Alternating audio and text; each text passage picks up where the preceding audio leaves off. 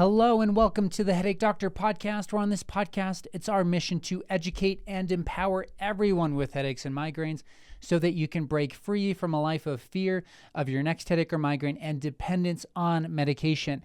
I'm Dr. Taves, your host, and today we are going to be talking about all of the different gadgets or trinkets, self-help, self-care devices that you could possibly buy on the internet. It's not going to be an exhaustive list, but we are going to hit on the most common devices out there on the market. I'm going to help you understand by putting them into categories, help you understand the effectiveness of them, how they're interacting with your body, how they may be beneficial. And then I will end the podcast with making some recommendations on the types of things that you should be using at home that can actually be effective in treating or at least assisting in helping with the underlying cause. And so we're going to talk about how to be efficient with maybe your gift giving this holiday season. So when you're thinking about asking for presents, or maybe you're gifting something to someone else who's struggling with headaches or migraines, I want to help you understand what that what the gift list should look like. How are you going to be most effective, most efficient with your dollars when you're looking to buy something that is going to help outside of medication with your headache or migraine situation? Okay, so we have a few categories here. I put the different devices into a pain-oriented category. So we're going to talk about things that are intended to reduce the level of pain. We're going to talk about neck-specific in reducing tension and more like relaxation as a category. We're going to talk about suboccipital specific, so the things that address the upper part of the neck in particular. And then we're going to talk about the things that I recommend as someone who's treated over 1,000 people with headaches and migraines and suggested things that they do at home. I'm going to get into what would be most helpful, what would I actually recommend. Okay, now a caveat on this podcast, I actually don't, we might have an affiliate link on our website or a few affiliate links on our website, but for the most part, like my recommendations here are candid, they are not biased. There is one that I am biased towards, and that's the one I created, and that's the SAM device, which we'll talk about towards the end. But when I'm looking through the list of things, as far as when I search the internet and look at things, devices, gadgets that you can use at home to help try to reduce or relieve your symptoms, I'm looking at through the lens of not just recommending the ones that I receive any monetary or compensation from, but I'm making this list based off things that I truly think will help you, okay? And so by listening to this, by going online, by purchasing whatever I may recommend, just know that it's a candid recommendation because I think it's going to be helpful.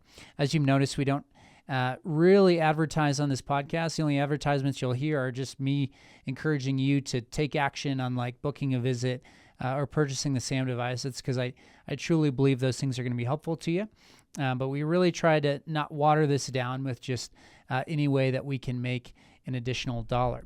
So without further ado, let's talk about the things that are pain-oriented. So when I say pain-oriented, the brain receives a pain signal. And because the brain is receiving a pain signal, it has to interpret what that pain signal means, meaning the intensity of it, the location of it, the type of pain that you're experiencing.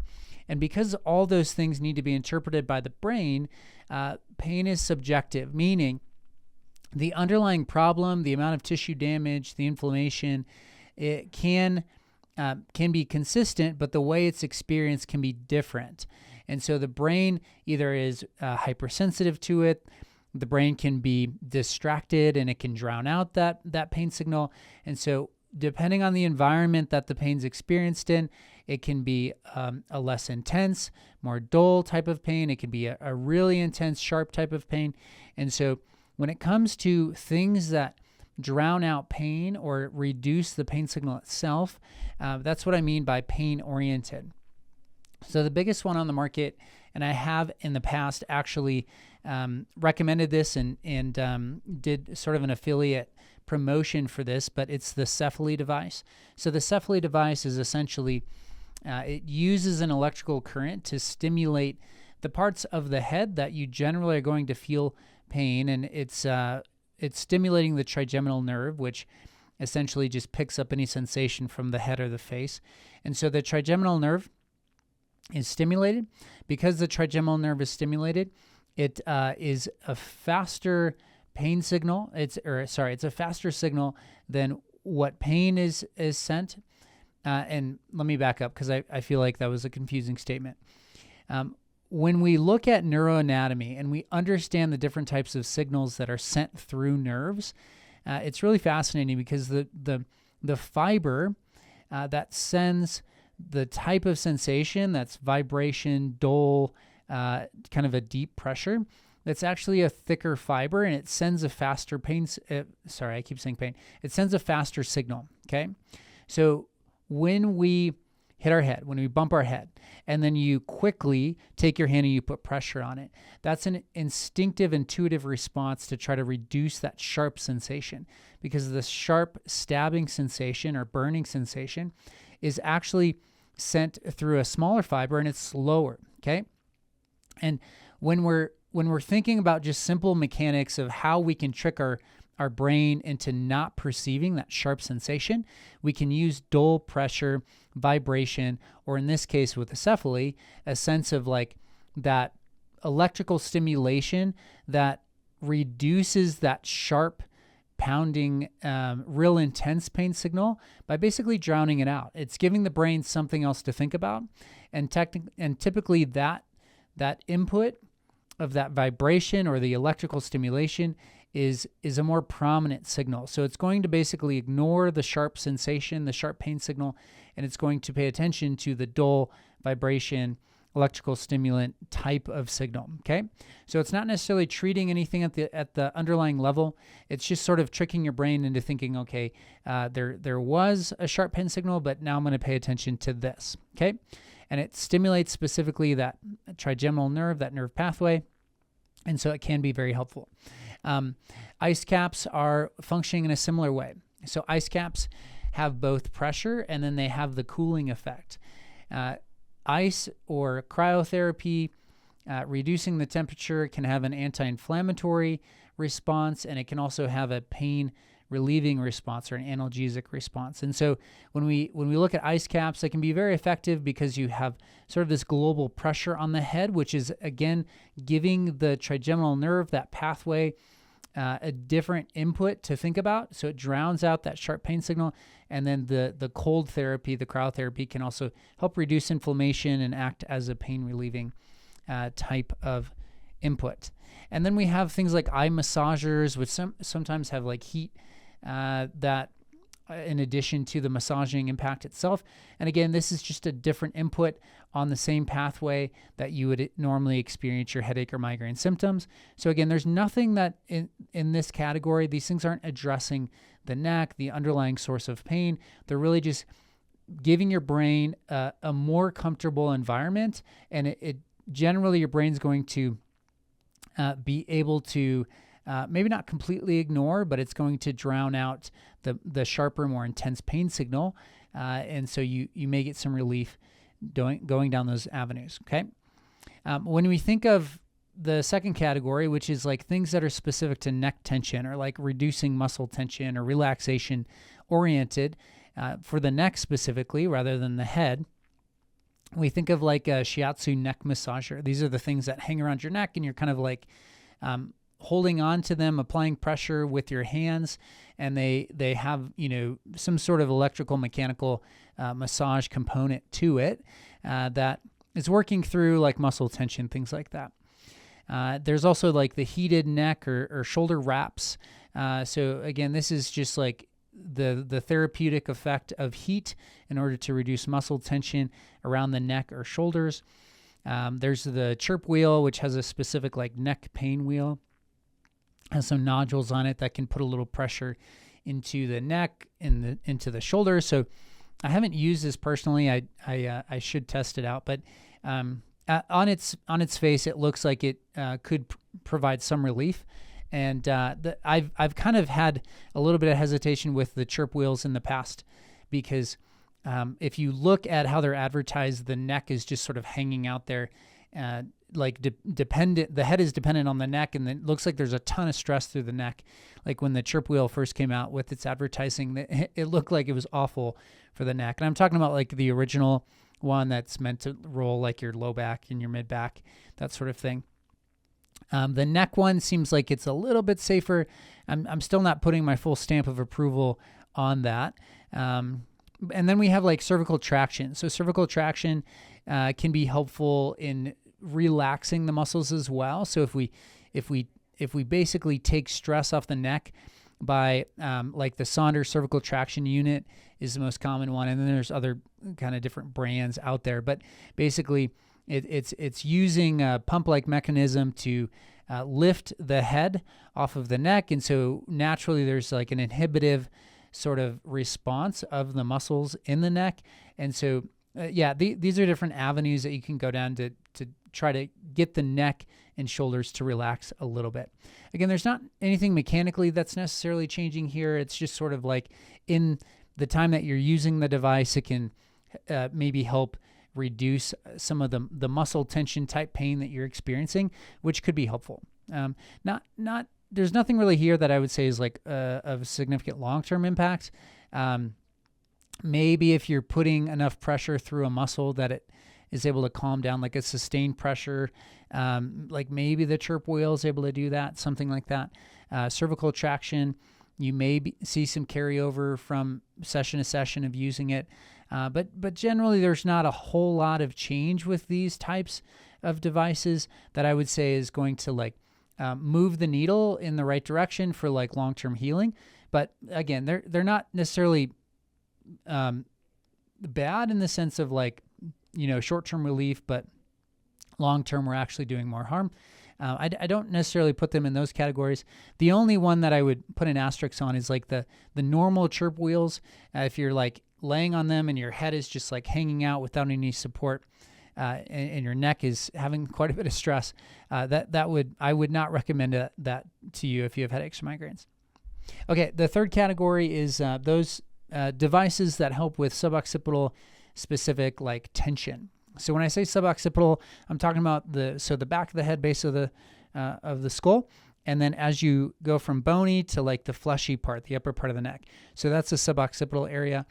That we have several different layers of muscle tissue, and it's kind of a high real estate area. There's a lot of like little tiny movements, small muscles that help us with our head positioning throughout the day, with rotating, with extending, with flexing, side bending. And so there's a lot of tension that can get built up in that area, and then that tension can travel into the head. And so there's devices on the market that help reduce the amount of tension in that area. A lot of these are going to be just like static pressure. Okay, so different ways to apply pressure to that suboccipital area. So think there's one called the still point inducer. It's like it's basically like this. It has two knobs. They look like two balls that you lay on. It puts pressure in the suboccipital area. You can also use like two tennis balls. There's also tune-up balls or peanut massage balls. So there's just like these firm balls that will apply pressure to that suboccipital area when you lay on them, and there's just different ways to accomplish that. This is a slightly different, but the McKenzie cervical pillow is sort of it's not necessarily applying a ton of pressure, but it allows for sort of some stress to be taken off the mid neck. That's probably should be put in a different category, maybe in the neck tension relaxation oriented category. But think of the suboccipital category as anything that applies pressure to the upper part of the neck, and on those sensitive spots that tend to send that referral pattern into your head, or maybe they don't refer into their head, but they're just sensitive up high there. And again, that's like the peanut massage balls, the tune-up balls, the like yoga specific, those really firm balls that will just apply a static pressure to the sensitive spots in the neck. Okay. Now, years ago, when I was working with a patient who was a missionary, so she was planning to move overseas, and she had found good relief with the treatment process, but was like, I I'm not able to continue this because I'm leaving the country, and I won't be coming back for a year or two. Is there any device that I can buy that would help me restore function, apply the same pressure to the neck with the movement? And so I went on a quest to understand that. And in my pursuit of trying to find a device that did that, I really couldn't find anything. And so I wrote the patent for the SAM device, which is the device that we exclusively sell here at Novera. Now, again, obviously, this is something that we sell, we make money off of, but also is a very good product when you understand how to use it. So the SAM device is specific to that suboccipital region, but the thing that it's adding is the movement component. You see, static pressure to that suboccipital area is good, but if we can apply a level of mobility so that we're not just applying static pressure, but we're actually improving the amount of mobility that you're able to achieve through the upper part of the neck, that's when we really start finding results. And so this is something that all of our virtual coaching clients receive, and it's something that has a profound impact on a lot of people. Our patients that we work with in person, our virtual coaching clients, so most everyone that goes through our process is going to receive this. And it's a device that when you're not able to see us, or when it's like the weekend and it's like, okay, you're starting to get a headache or a migraine, I personally can testify that if I'm ever getting a headache, I'll lay down, I'll use the SAM device, and with the mechanism of applying pressure and then working into rotation, working into nodding, I'm actually able to target one side over the other. I'm able to restore some of the movement that my neck should have. After 10, 15 minutes, I'll sit up and my neck will feel like it moves much freer. My headache will reduce. And so it, when used properly, is a really effective device. And it's one of those things that we actually used to just sell it online. And it was the type of thing that we realized that we actually want to come around and partner with the people that are purchasing it so that they really understand how to use it. There definitely are people that can purchase it and use it effectively right away. There's been lots of people like that, but we've gotten to the point where we would like to help coach you through it. And so it's exclusively part of one of our programs, whether that's virtual or in person. Okay. And then now we're talking about the things that I would recommend. So the SAM device is the first one. Okay. That's first and foremost. I think if you can use that effectively, it's the most effective thing that I would say that you can do for self-care. Okay. And we can talk you through, help you learn how to use that. Just reach out to us and we can get you started. Okay. And then we have the tune-up balls. So I'm going to put these in the recommended category because I don't know if I would say like, yes, use them for the upper part of the neck or not. I would probably say hold off on that. There's nuances to it that might be a little bit tricky. If you're just laying on those tune-up balls, like you put 2 lacrosse balls in a sock or something and you're just laying on them and applying pressure to the upper part of the neck, I would say that most people are probably going to find that therapeutic. There might be some that don't. But the area that I would actually suggest these firm lacrosse balls, tune-up balls, yoga balls to be used is around the shoulder blades, so kind of in the upper back, around the shoulder. Find a few spots that are really sore and then incorporate movement. It could be like lifting your arm up overhead, across body, so kind of pin it against the wall and do some shoulder blade movements, some arm movements, and try to free up some of the tight, restricted, irritated spots in the muscles that surround your shoulder blades.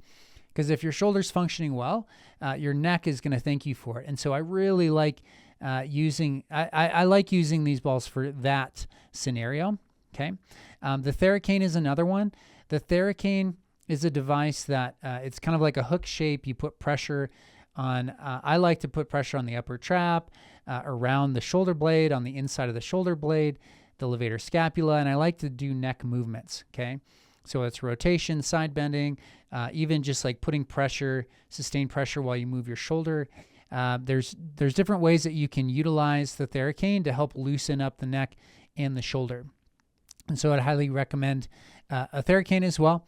And then lastly, to wrap up our like recommended, so I'm just 4 things here. So just 4 things would be a proper pillow.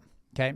So if you're looking to purchase, your toolbox of things that are going to be helpful for you, a SAM device, the, lacrosse ball, a Theracane, and then the proper pillow. So if you're a side sleeper, you need a pretty thick side sleeper pillow. If you're a back sleeper, you don't really need too much of a pillow to consider, but something with maybe a little bit of neck support, a standard pillow that you make sure, like, you maybe bunch up right under your neck so you get a little bit of neck support.